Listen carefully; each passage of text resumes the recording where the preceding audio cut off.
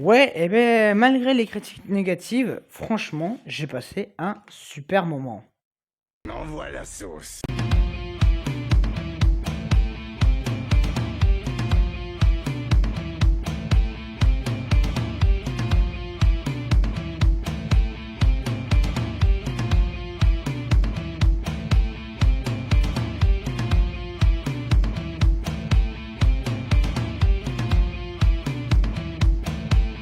Bonjour à tous, c'est Broad, j'espère que vous allez bien. On se retrouve aujourd'hui pour parler de Mickey 17. Et oui, alors bon, je sais pas dans quelle ordre vont sortir les vidéos, parce que j'étais censé monter hier et j'ai pas eu le temps, parce que voilà, parce que je suis allé voir Mickey 17 et que je suis allé faire des choses après, donc j'ai pas eu le temps. Normalement aujourd'hui je suis censé monter Mickey 17, In the Lost Land. Enfin j'en sais rien, je vais voir, je pense que je vais monter In the Lost Land, Mickey 17. Mon avis de Daredevil, et voilà, je vais m'arrêter là et je montrerai deux autres vidéos plus tard. Voilà. De toute façon, voilà, dans la semaine, il y a rien cette semaine. Si vendredi, il y a le film. C'est quoi vendredi? C'est le film des frères Russo de Netflix, The Electric State. Et après, il y aura samedi, je vais aller voir The Insider. Donc, je vous en ferai là aussi une critique.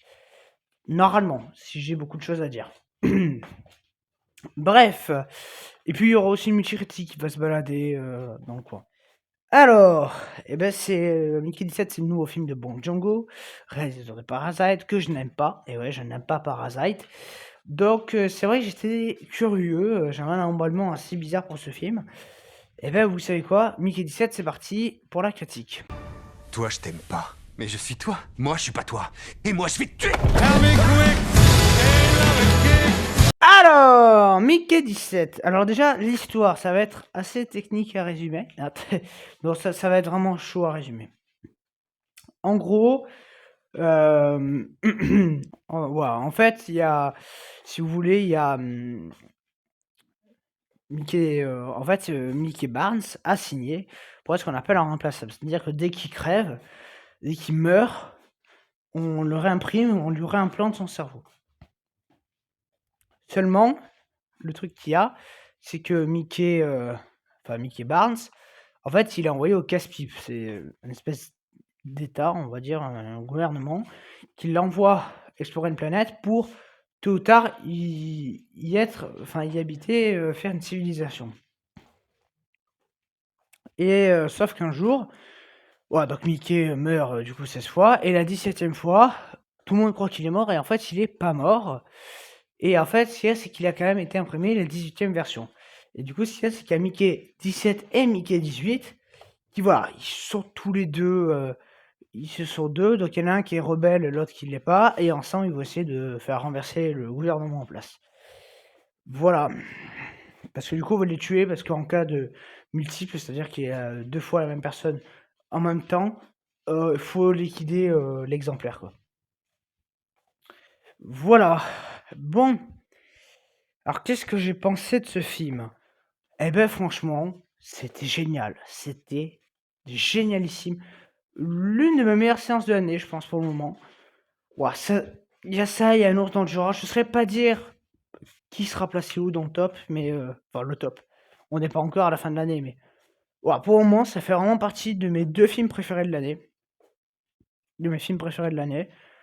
Voilà, c'est vraiment très très bon. Alors, c'est assez compliqué à juger. Alors, je ne ferai pas de partie spoil. Alors, ça aussi, sur In the Lost Land, j'en ai fait une, je vois même pas l'intérêt, mais bon. Bref, j'aime bien arrêter de faire les parties spoil. J'en ferai à la rigueur sur les Marvel. Si vraiment j'ai des choses à dire sur la scène post-générique. Mais sinon, vraiment, faut que j'évite de faire ça. Et du coup, non, c'était très très bon. Franchement, j'ai vraiment adoré le film. J'aurais deux petits bémols à lui donner. On va commencer par ça. Premier petit bémol, il y a une scène de plan A3.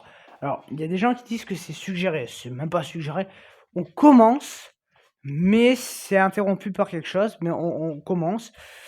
Et oui, on va pas se mentir que bon, on aurait pu enlever ce passage. Voilà, Bong Joon-ho, t'aurais pu virer ça. Ça ferait 2-3 minutes en moins. Allez, on va arrondir à 5. Voilà, le film ferait 2h10, ça serait très très bien. pourquoi foutre ça? Mais vraiment, pourquoi? Bref, bon, c'est du Bong Joon-ho. Heu, voilà, on va résumer, mais en plus, je dis ça, mais c'est pas faux parce que dans Parasite, il y a une scène un peu bizarre aussi. Alors c'est pas en plan A3, mais une scène assez bizarre où il y a des personnages qui se tripotent. Voilà, on va dire qu'ils se tripotent. Là, on est un peu pareil, sauf que c'est en plan A3, c'est très bizarre. Qu'est-ce que ça fout là, franchement? Et un autre truc, c'est vrai que du coup, on nous vend Mickey 17 et donc moi je pensais, parce que c'est un peu ce que nous vendait la bande-annonce, qu'on allait voir, on va dire, les 16 morts précédentes. Non, pas trop. C'est-à-dire qu'on va voir une ou deux morts, on va voir quand ils sont jetés au feu, mais c'est une petite compile, quoi, on va dire. Et en fait, on va se dire, par exemple, ben, telle et telle version, ils sont morts de ça, telle et telle version sont morts de ça. Et en fait, les morts se ressemblent un peu. Voilà, c'est assez dommage. Ça aurait été plus rigolo d'essayer. Enfin, je pense que ça aurait pu être un petit peu plus punchy. Ça l'a pas été. Alors, ça aussi, parce que la bande-annonce vend un peu ça. Si vous vous attendez à un film d'action, passez votre chemin. Vraiment, passez-le. Parce que là, l'action, waouh! Oui, il y en a une scène à la fin, quoi. Et même la scène à la fin, c'est pas non plus l'action du siècle, on est d'accord. Du coup, en fait, c'est ça qui est très bizarre, c'est que c'est un mélange de blockbuster et de films et d'auteurs. C'est très très bizarre à juger parce que voilà, c'est en termes d'envergure cinématographique, oui, c'est un blockbuster parce que Mark Ruffalo, Pattinson, tout ça, ils sont pas dû coûter 2 €, on est d'accord. Il y a des gros effets spéciaux, il y a vraiment un gros truc et tout. Mais en termes d'écriture, tout ça, ça fait petit film et non blockbuster. Et oui, c'est un film qui fait du bien. Donc vraiment, oui, oui, oui, faut y aller. Alors, il y a d'autres trucs à dire. Musicalement, ça m'a surpris parce que c'est rare. Souvent, enfin, je sais pas, mais quand tu vas voir des films, ça fait quelques exceptions, mais je sais pas, mais même des films petits, genre Présence, des trucs comme ça, tu as tout le temps une musique. T'as souvent une musique. T'as même des fois pendant un dialogue, t'as un petit fond sonore. Là, il y a des passages, il y a des blancs. Il y a des passages, même entre les dialogues, tu n'as rien. Aucune musique. Vraiment. Oui, il y a quelques passages avec la musique. Mais voilà. C'est très bizarre comme c'est fait. Alors, ça aussi, le film commence tout ça. Donc, bon, il s'ouvre de manière assez particulière. Je vous spoil pas, mais je m'attendais pas à ce qu'il s'ouvre de cette manière-là. Parce que c'est vraiment, voilà, il y a les boîtes de prod, et direct, il s'ouvre le film. Hein. C'est pas, il y a un titre, il y a écrit. Vous savez, des fois dans les films, il y a écrit Warner Bros. Picture présente, blablabla présente, truc présente, et puis chut, on arrive tout doucement, on commence déjà avec l'ambiance sonore et tout. Là, c'est direct, on arrive quoi. La scène d'intro, je l'ai trouvée longue. Alors, c'est pas négatif, c'est juste que il y a le truc, et en fait, même, je me suis dit, bon, bah, il y aura pas le titre. Voilà, je me suis vraiment dit ça. Je me suis dit, il y aura pas le titre. Il y a des films où il y a pas le titre qui apparaît. Et bah, si, il y a vraiment, c'est une scène d'intro. Mais c'est-à-dire que, oui, des scènes d'intro longues au cinéma, il y en a eu dans Les Missions Impossibles, dans, je sais pas, même le dernier Indiana Jones. Mais si vous voulez, vu que c'est un truc épique et tout, il y a, la musique fait punchy, c'est une scène d'action. Là, c'était pas forcément de l'action, la scène d'ouverture. C'est ça qui est assez bizarre. Vraiment, je le dis, voilà, c'est un film, il n'y a pas de scène d'action. Alors, j'ai pas fait attention si des gens sont partis de ma séance. Bon, déjà, on était 10 dans la salle, donc voilà. Salle 1, 500 places, 10, un samedi après-midi. Ouais, c'est un peu bizarre quand même. Je suis pas allé tout seul. Bon, l'autre personne a beaucoup aimé, la personne à qui je suis allé. Mais voilà, 10, un samedi après-midi devant un film avec Pattinson, Mark Ruffalo. Voilà, je suis pas sûr que le film prenne niveau box-office. Alors, j'ai pas les chiffres au moment où je tourne cette vidéo. On a les chiffres de mercredi, jeudi, vendredi. Voilà, le film est à 9 millions quand même. 9 fucking millions de dollars. Même Captain America a fait des meilleurs scores. Voilà, c'est peut-être pas très bon. Je sais pas le score que fera le film, mais voilà, je sais même pas combien il a coûté. Bon, à mon avis, il a pas dû coûter 2 €. Hein. Déjà, va payer Pattinson et Ruffalo. Voilà, hein, à mon avis, ces mecs-là, ils sont pas venus en mode gratos dans le film. Ils ont dit, ouais, bah, c'est bon, on fait le film gratos. Hein. Voilà, donc c'est même. Alors, en termes de réalisation, c'est là aussi Ouais, particulier. C'est très particulier pour ça parce que alors la caméra bouge un peu, mais il y a des phases où c'est très mou, mais c'est pas négatif. C'est juste en fait, le film, c'est ça qui est drôle, c'est que on pourrait croire qu'on est souvent dans des tensions et oui, il y a de la tension, mais il y a aussi des passages où vraiment le film se pose, mais un petit moment, quoi, mais c'est pas trop long, c'est pas comme Dune. C'est vraiment trop long, quoi. De toute façon, quand vous avez vu ce film, qui est une épopée un peu un space opéra, un peu à la Dune, on se dit quand même que Dune, c'est de la merde.